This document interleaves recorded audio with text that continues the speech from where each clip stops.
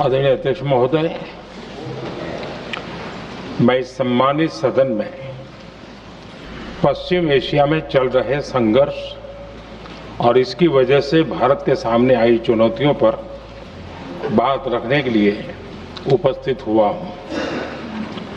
इस समय पश्चिमी एशिया की हालत चिंताजनक है। बीते 2-3 हफ्तों में जयशंकर जी ने और हरदीप पुरी जी ने इस विषय पर सदन को जरूरी जानकारी दी है। अब इस संकट को 3 सप्ताह से ज्यादा हो रहा है। इसका पूरे विश्व की अर्थव्यवस्था पर, लोगों के जीवन पर बहुत ही विपरीत असर हो रहा है। इसलिए पूरी दुनिया इस संकट के जल्द से जल्द समाधान के लिए सभी पक्षों से आग्रह भी कर रही है। अध्यक्ष महोदय, भारत के सामने भी इस युद्ध ने अप्रत्याशित चुनौतियां खड़ी कर दी हैं। ये चुनौतियां आर्थिक भी हैं, नेशनल सिक्योरिटी से जुड़ी भी हैं और मानवीय भी हैं। युद्धरत और युद्ध से प्रभावित देशों के साथ भारत के व्यापक व्यापारिक रिश्ते हैं। जिस क्षेत्र में युद्ध हो रहा है वो दुनिया के दूसरे देशों के साथ हमारे व्यापार का भी एक महत्वपूर्ण रास्ता है। विशेष रूप से कच्चे तेल और गैस की हमारी जरूरतों का एक बड़ा हिस्सा यही क्षेत्र पूरा करता है। हमारे लिए ये रीजन एक और कारण से भी अहम है। लगभग 1 करोड़ भारतीय खाड़ी देशों में रहते हैं और वहां काम करते हैं। वहां समंदर में जो कमर्शियल शिप चलते हैं उनमें भारतीय क्रू मेंबर्स की संख्या भी बहुत अधिक है। ऐसे अलग अलग कारणों के चलते भारत की चिंताएं स्वाभाविक रूप से अधिक है। इसलिए ये आवश्यक है कि भारत की संसद से इस संकट को लेकर एक मत और एकजुट आवाज दुनिया में जाए।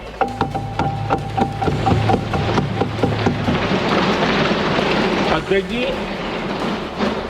जब से ये युद्ध शुरू हुआ है तब से ही प्रभावित देशों में हर भारतीय को जरूरी मदद दी जा रही है। मैंने खुद पश्चिम एशिया के ज्यादातर देशों के राष्ट्राध्यक्षों के साथ 2 राउंड फोन पर बात की है।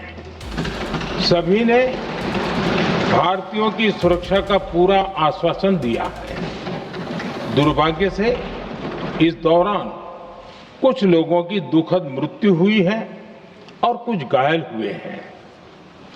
ऐसे मुश्किल हालात में परिवारजनों को आवश्यक मदद दी जा रही है।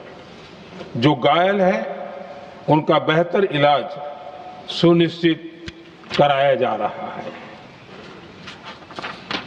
अध्यक्ष जी, प्रभावित देशों में हमारे जितने भी मिशन हैं वो निरंतर भारतीयों की मदद करने में जुटे हैं। वहां काम करने वाले भारतीय हो या फिर जो टूरिस्ट वहां गए हैं, सभी को हर संभव मदद दी जा रही है। हमारे मिशन नियमित रूप से एडवाइजरी जारी कर रहे हैं। यहां भारत में और अन्य प्रभावित देशों में 24/7 कंट्रोल रूम और आपातकालीन हेल्पलाइन स्थापित की गई है। इनके माध्यम से सभी प्रभावितों को त्वरित जानकारी दी जा रही है। अध्यक्ष जी, संकट की स्थिति में देश विदेश में भारतीयों की सुरक्षा हमारी बहुत बड़ी प्राथमिकता रही है। युद्ध शुरू होने के बाद से लेकर अब तक 3,75,000 से अधिक भारतीय सुरक्षित भारत लौट चुके हैं। ईरान से ही अभी तक लगभग 1,000 भारतीय सुरक्षित वापस लौटे हैं। इनमें 700 से अधिक मेडिकल की पढ़ाई करने वाले युवा हैं। खाड़ी देशों में भारतीय स्कूलों में हजारों विद्यार्थी पढ़ते हैं। सीबीएसई ने ऐसे सभी भारतीय स्कूलों में होने वाली कक्षा 10वीं और 12वीं की निर्धारित परीक्षाओं को रद्द कर दिया है। इन बच्चों की पढ़ाई निर्बाध चलती रहे, इसके लिए सीबीएसई उचित कदम उठा रही है। यानी सरकार संवेदनशील भी है, सतर्क भी है और हर सहायता के लिए तत्पर भी है। माननीय अध्यक्ष जी, भारत में बड़ी मात्रा में कच्चा तेल, गैस और फर्टिलाइजर जैसी अनेक जरूरी चीजें हॉर्मुज स्ट्रेट के रास्ते से आती हैं। युद्ध के बाद से ही हॉर्मुज स्ट्रेट में जहाजों का आना जाना बहुत चुनौतीपूर्ण हो गया है। बावजूद इसके हमारी सरकार का ये प्रयास रहा है कि पेट्रोल, डीजल और गैस की सप्लाई बहुत ज्यादा प्रभावित न हो, देश के सामान्य परिवारों को परेशानी भी कम से कम हो, इस पर हमारा फोकस रहा है। हम सभी जानते हैं, देश अपनी जरूरत की 60% एलपीजी आयात करता है। इसकी सप्लाई में अनिश्चितता के कारण सरकार ने एलपीजी के डोमेस्टिक उपयोग को प्राथमिकता दी है। साथ ही एलपीजी के देश में ही उत्पादन को भी बढ़ाया जा रहा है। पेट्रोल, डीजल की सप्लाई पूरे देश में सुचारू रूप से होती रहे, इस पर भी लगातार काम किया गया है। अध्यक्ष जी, आज की इन परिस्थितियों में एनर्जी सिक्योरिटी को लेकर बीते एक दशक में उठाए गए कदम और भी प्रासंगिक हो गए हैं। भारत ने बीते 11 वर्षों में अपनी एनर्जी इंपोर्ट का डाइवर्सिफिकेशन किया है। पहले क्रूड ऑयल, एलएनजी, एलपीजी ऐसी एनर्जी जरूरतों के लिए 27 देशों से इंपोर्ट किया जाता था।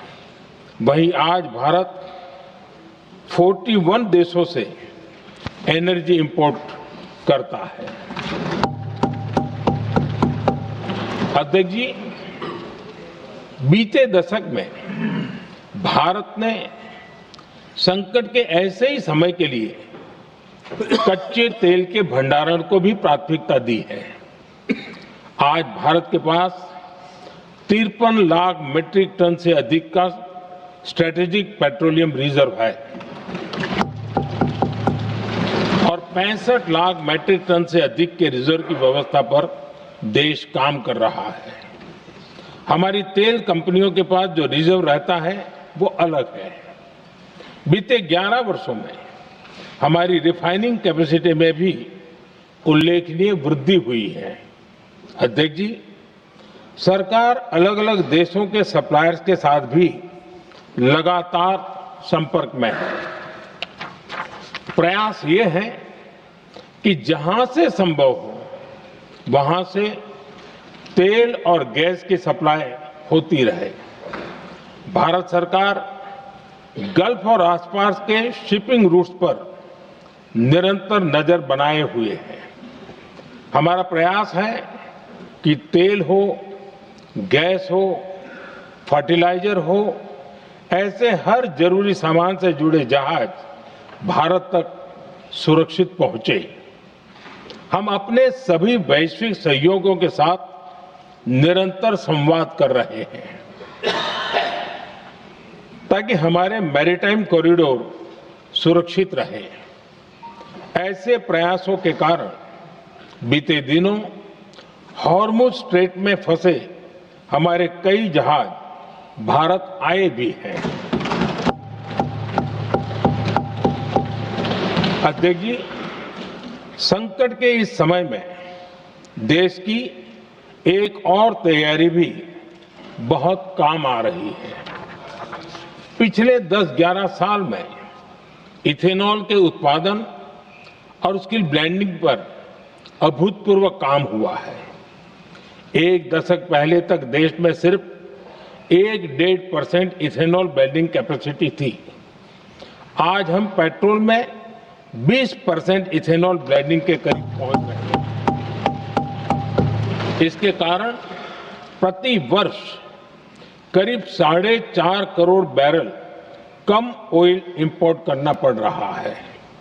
ऐसे ही रेलवे के बिजलीकरण से भी बहुत बड़ा फायदा हो रहा है। अगर रेलवे का इतना बिजलीकरण न होता तो हर साल करीब 180 करोड़ लीटर डीजल अतिरिक्त लगता। ऐसे ही हमने मेट्रो का नेटवर्क बढ़ाया है। 2014 में जहां देश में मेट्रो नेटवर्क 250 किलोमीटर से भी कम था, आज ये बढ़कर करीब 1100 किलोमीटर हो गया है। हमने इलेक्ट्रिक मोबिलिटी पर बहुत अधिक बल दिया। केंद्र सरकार ने राज्यों को 15,000 इलेक्ट्रिक बसें चलाने के लिए दी हैं। आज जिस स्केल पर वैकल्पिक ईंधन पर काम हो रहा है, उससे भारत का भविष्य और सुरक्षित होगा।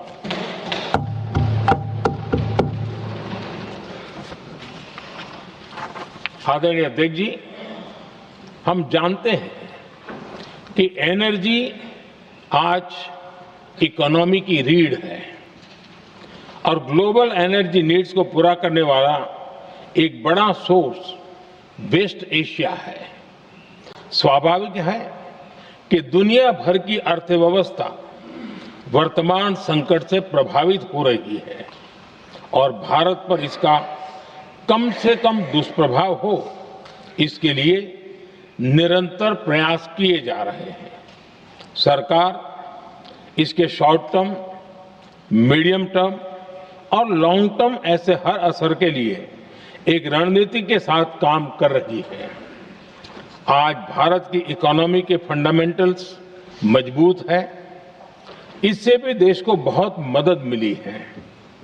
हम हर सेक्टर के स्टेक होल्डर्स के साथ चर्चा कर रहे हैं।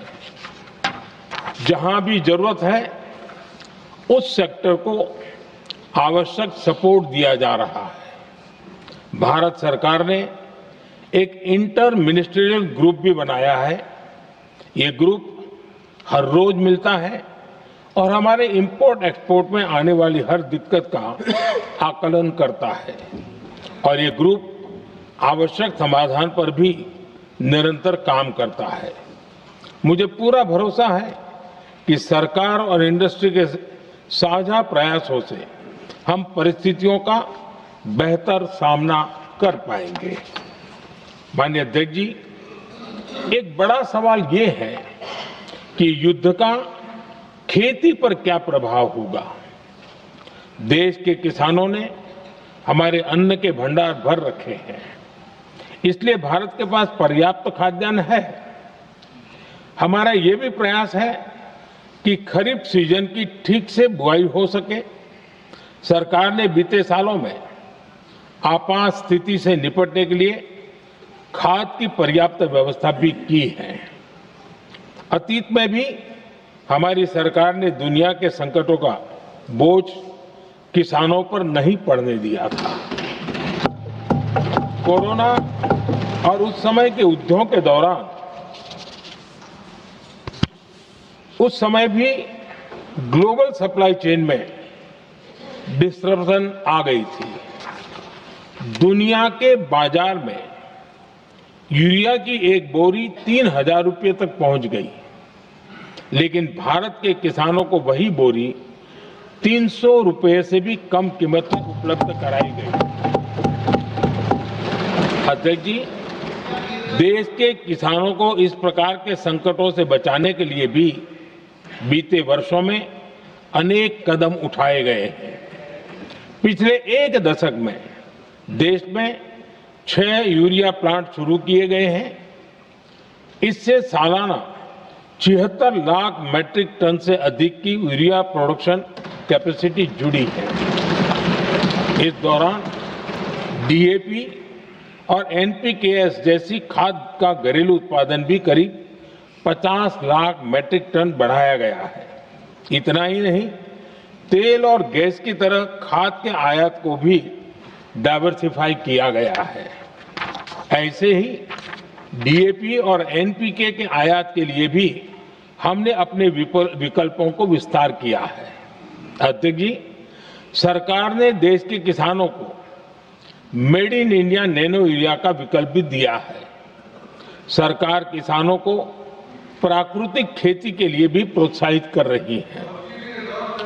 पीएम कुसुम योजना के तहत किसानों को 22 लाख से ज्यादा सोलर पंप दिए गए हैं। इससे भी डीजल पर उनकी निर्भरता कम हुई है। मैं सदन के माध्यम से देश के किसानों को विश्वास दिलाता हूं कि सरकार किसानों की हर संभव मदद करती रहेगी। आदरणीय अध्यक्ष जी, युद्ध का एक बहुत बड़ा चैलेंज ये भी है कि भारत में गर्मी का मौसम शुरू हो रहा है। आने वाले समय में बढ़ती गर्मी के साथ बिजली की डिमांड बढ़ती जाएगी। फिलहाल देश के सभी पावर प्लांट्स के पर्याप्त कोल स्टॉक्स उपलब्ध है। भारत ने लगातार दूसरे साल 100 करोड़ टन कोयला उत्पादन करने का रिकॉर्ड बनाया है। पावर जनरेशन से लेकर पावर सप्लाई तक के हमारे सभी सिस्टम की निरंतर मॉनिटरिंग भी की जा रही है और सरकार की तैयारियां उसको रिन्यूएबल एनर्जी से भी मदद मिली है। बीते दशक में रिन्यूएबल एनर्जी की तरफ देश ने बड़े कदम उठाए हैं। आज हमारी total install power generation capacity का आधा हिस्सा रिन्यूएबल सोर्स से आता है। हमारी कुल रिन्यूएबल क्षमता आज 250 गीगावाट के ऐतिहासिक आंकड़े को पार कर गई है। बीते 11 वर्षों में देश ने अपनी सोलर पावर कैपेसिटी करीब 3 गीगावाट से बढ़ाकर 140 गीगावाट तक पहुंचाई है। बीते वर्षों में देश में करीब 40 लाख रूफटॉप सोलर लगे हैं।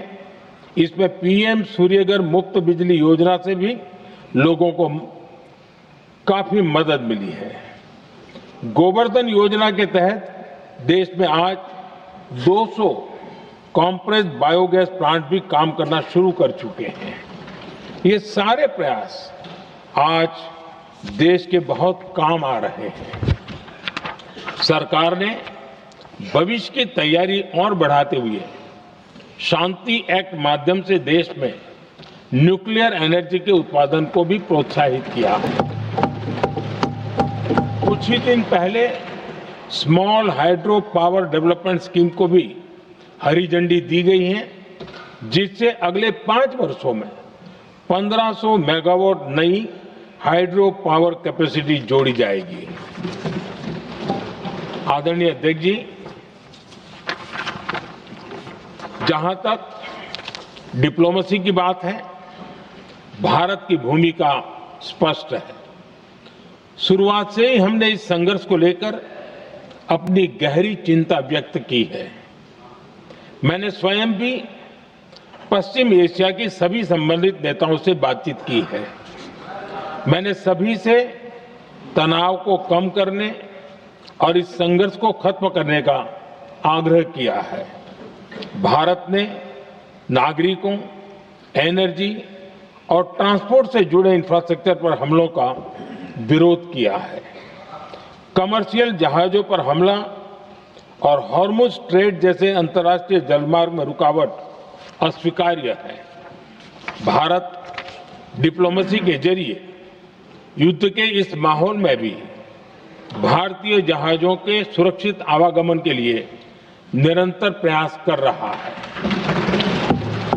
अध्यक्ष महोदय, भारत हमेशा से ही मानवता के हित में और शांति के पक्ष में अपनी आवाज उठाता रहा है।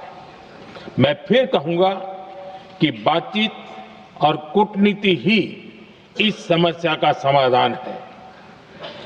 हमारे हर प्रयास तनाव को कम करने, इस संघर्ष को समाप्त करने के लिए है। इस युद्ध में किसी के भी जीवन पर संकट मानवता के हित में नहीं है। इसलिए भारत का प्रयास सभी पक्षों को जल्द से जल्द शांतिपूर्ण समाधान के लिए प्रोत्साहित करने का है। अध्यक्ष जी,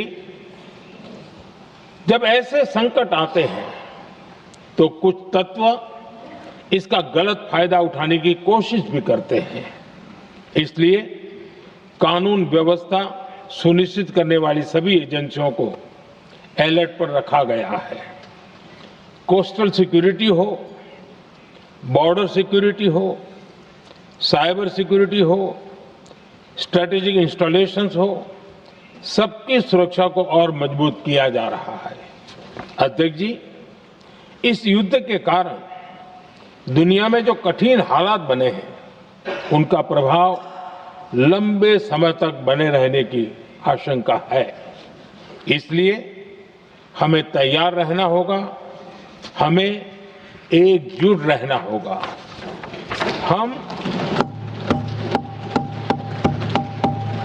हम कोरोना के समय भी एकजुटता से ऐसी चुनौतियों का सामना कर चुके हैं।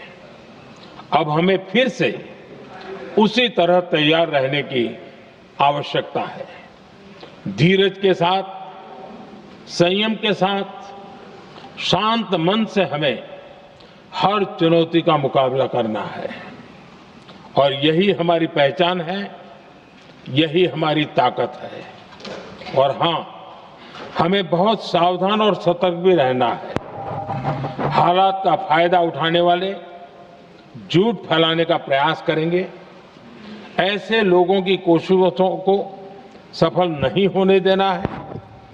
मैं देश की सभी राज्य सरकारों से भी इस सदन के माध्यम से आग्रह करूंगा, ऐसे समय में कालाबाजारी करने वाले, जमाखोरी करने वाले एक्टिव हो जाते हैं।